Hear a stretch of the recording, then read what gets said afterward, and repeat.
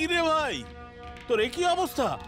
হ্যাঁ রে ভাই, কিন্তু তোর অবস্থা এমন হলো কি করে? আর বলিস না রে ভাই, খাবার নিয়ে ফেরার পথে যা ঘটলো। এই এই ছোড়া, আরে এই,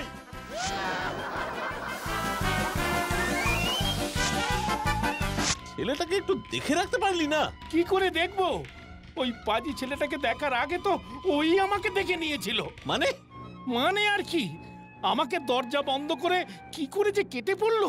এই, একটু বাথরুম যাচ্ছি, একটু যদি আওয়াজ পেয়েছি না, দেখবি তোকে কি করি।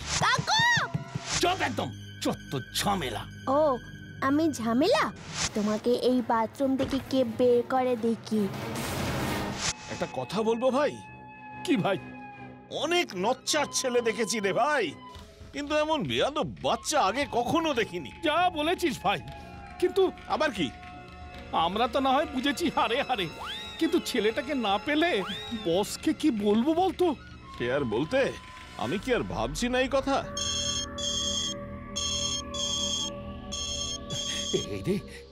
ওরে শয়তান কা নাম লিয়া আর শয়তান হাজির। মানে? ওরে বসের ফোন।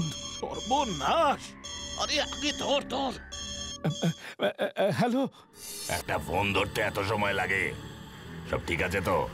আগে আগে বস, মানে বস, মানে ইয়ে বস, আমি বস, আমার কোনো দোষ নেই বস। কি আজে বাজে বকছিস? সত্যি বলছি বস, পালিয়েছে ছেলেটা। হোয়াট? আগে বস, আমরা ওই ছেলেটাকে নিয়ে প্ল্যান মতো আমাদের ডেরাতেই রেখেছিলাম, কিন্তু কিন্তু পালালো কি করে?